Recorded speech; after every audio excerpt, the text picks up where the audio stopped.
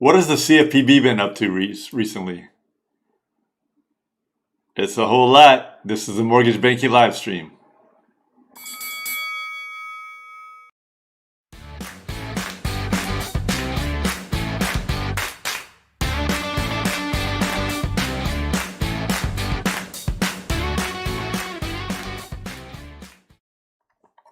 Welcome. This is the Mortgage Banking live stream. Today is September 14th, 2020, and we are here to educate, to connect, and to entertain. We have some fun with this. It's a live stream. We talk about a lot of interesting things pertinent to the mortgage industry, and today we're going to be covering some of the CFPB's recent updates. I'm Troy Garris-Horn, and we're going to give you a brief business update, and then we'll jump into some CFPB developments. And if you have any questions, this actually comes as somebody has asked me specifically to talk about this a little bit, and so we're going to dive into it. But if you want a topic that's addressed, or you have some questions, you want to send me some topic, some area that you want covered, you just let me know. If you're watching this in YouTube, down in the description, just below here, there is my contact information. You can email me. You can text me. You can even call me off show, and I will try to get that information out to you and to the public. Couple shouts out as we start.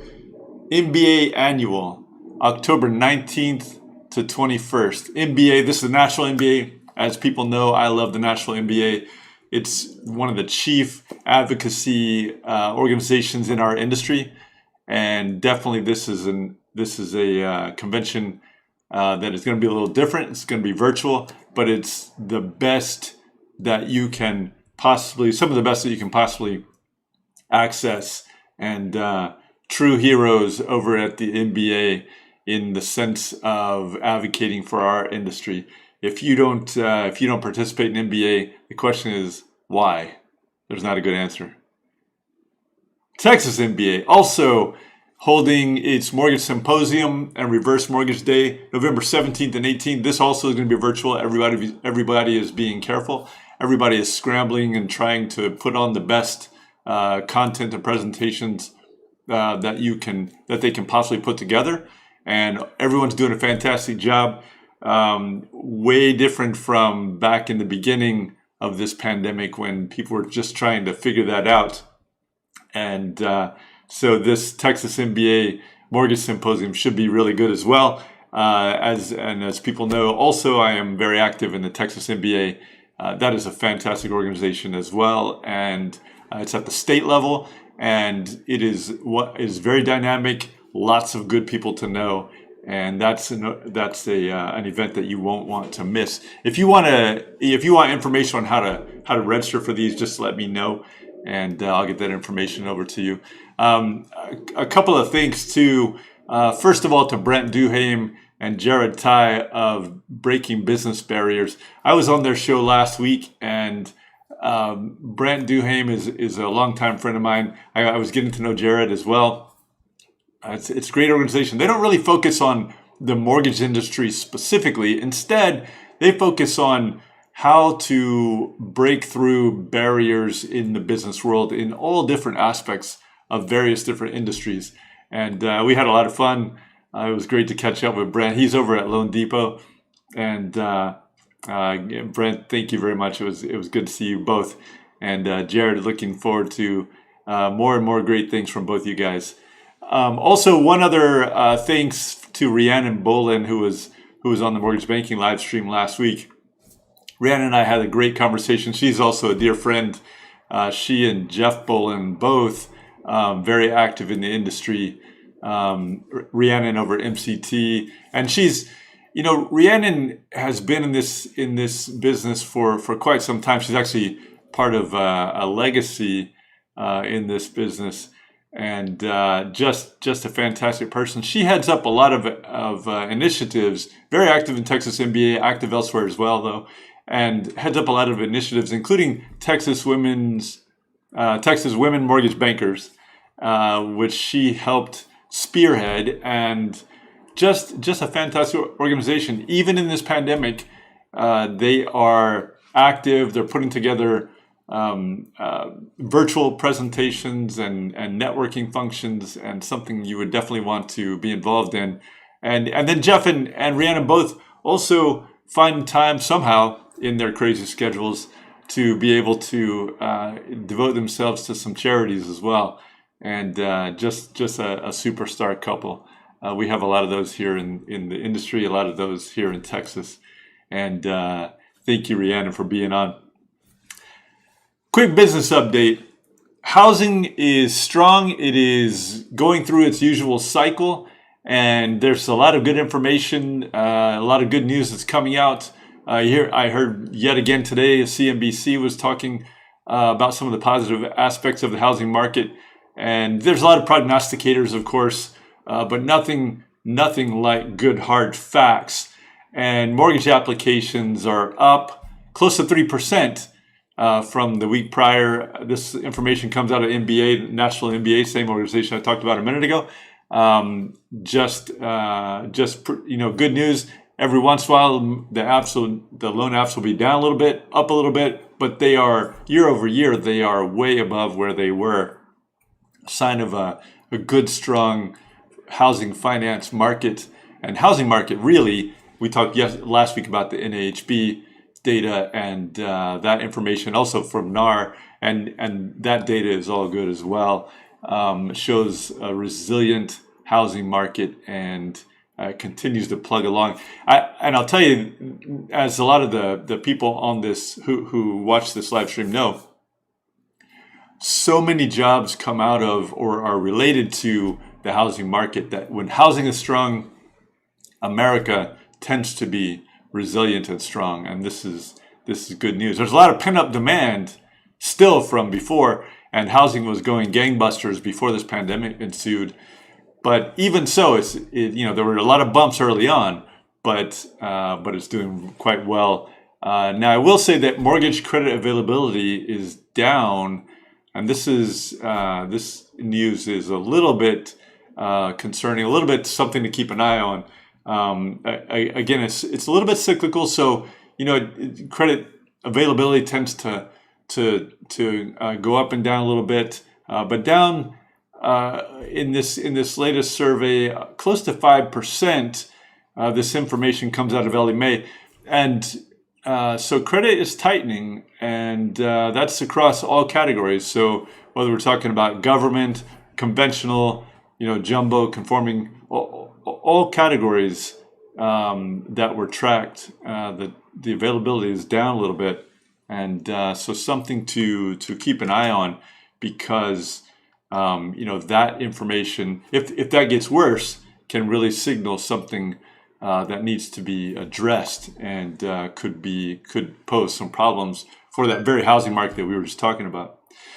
Another couple shouts out. Carrie Goodwin over at Verity. Carrie, thank you so much. Chris Tam, Chris at CoreLogic. Chris, is always good to see you. Doreen Gussar over at Roostify. Doreen is a superstar in this industry as well. One of our leaders, Tyler Smith, Ian Wright, so many wonderful people. Thank you guys all for your kind words and for your support. We do appreciate that. So let's switch gears for a second. Let's talk about the CFPB. What have they been doing recently? There's a lot of talk about fair lending. I mentioned in previous live streams how CFPB is focused in part on fair lending, get a lot of pressure from the Hill on fair lending, but also in other areas as well. Well, I'll tell you, the CFPB in the past 2 months has announced settlements anyway, with with 7 mortgage lenders and entities licensed as mortgage lenders or brokers, and the particulars of these settlements have to do with what the CFPB calls a sweep across the industry in the mortgage space for lenders that are advertising in the VA space. So advertising VA loans, and the core allegations are under UDAP claims, under MAP claims, so the Mortgage Acts and Practices Rule, Reg N, and under Truth in Lending, so Reg Z. And so these are the core elements the core statutes and regs from which these settlements stem. And we'll talk about some of the details later in later shows, so that we can sort of drill down a little bit so people can understand what the CFPB has focused on and what the CFPB alleges have been the problems with these particular lenders. But just know that the types of allegations that are in these settlements, and keep in mind now, these are allegations, right? So these are consent orders, these are settlements. This does not mean that there's been any sort of a finding necessarily that any of these entities, and I won't even name the entities, but no clear findings that any of these entities actually engaged in these practices. But these are the allegations that the types of allegations that are in these settlements. So advertising of APRs that are lower than our available loan details and product features that are not necessarily available, but they're being advertised lower fees than are actually applicable, or different kinds of fees than are actually applicable. So some of the allegations relate to the advertising fixed rate loans when it turned out they were variable rate loans. And so all of these are part of the allegations that are involved in these settlements. These are the types of things that you do not want to be involved in, because, just think of it. Advertising, how hard is it for the CFPB to figure out advertising, right? First of all, everybody's keeping copies of their advertising. Second of all, the advertisements go out to everyone. Third of all, some of those people that they go out to in the advertising world probably work for the CFPB. You got to be really careful when you're doing advertising. You got to make sure that you comply with the various requirements at the federal and state levels. And you got to make sure, in this world, it's pretty easy to find this stuff. You can just look around on the internet. That's probably what the CFPB people do in their spare time. I'm kidding about that. It's very easy for the CFPB or some other regulator, and this happens at the state levels too. It's very easy for somebody to just troll around on the internet and find areas that and advertisements that don't appear to be accurate and legitimate. And I've talked with a lot of states about this as well over the years, where the states will see advertisements that they think something is wrong here, or there's not disclaimers like they're supposed to be, or the disclaimers that are there don't seem to be accurate or don't seem to be clear and legible, and just not the types of information that you want to be out there with your name on it. So CFPB, like I say, we'll dive into some of those in later shows so that we can get to some of the details. But just know that CFPB is out there watching, and they're focused in these settlements on VA lending. But I can tell you that they are focused on a lot of others as well, and we've seen them involved in some of these industry-wide sweeps in the past. And it's not the only agency that uses that practice, but certainly it does. And this could be some problem. This could cause some problems for some people. Another quick item: HUD issued its Mortgagee Letter 2020-30. So this is a new Mortgagee Letter. It changes some of the requirements with regards to borrowers that are in forbearance for FHA loans.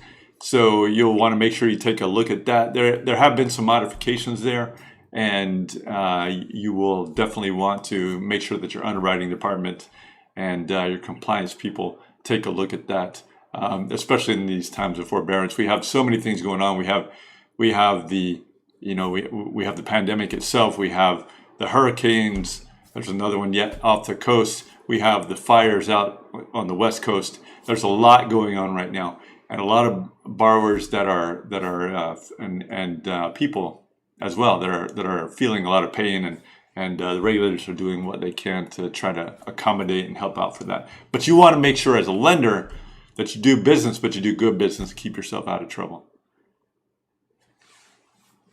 Just wanted to say that. A couple other shouts out. Julie Gross, thank you, Julie, for the good words. Manfred Ladron de Guevara. Manfred, thank you for the kind words. You are a true inspiration. Lisa Rogers. Lisa, good to see you at NRL. Lisa, a good longtime friend. Sharif Pfeiffer. Just really, Mike Barber. So many good people in this industry, and we appreciate all that you do. Trey Worley, the list goes. James Eiley, the list goes on and on. Thank you guys. Thank you all for your support, your kind words. We hope this information is helpful to you and to the industry. If it is, so hit that subscribe button or share it with your friends. You can just forward it to a friend and say this is some information that could be helpful. We do appreciate your support and everything that you do. Do good business out there. Have a fantastic week. This is the Mortgage Banking live stream.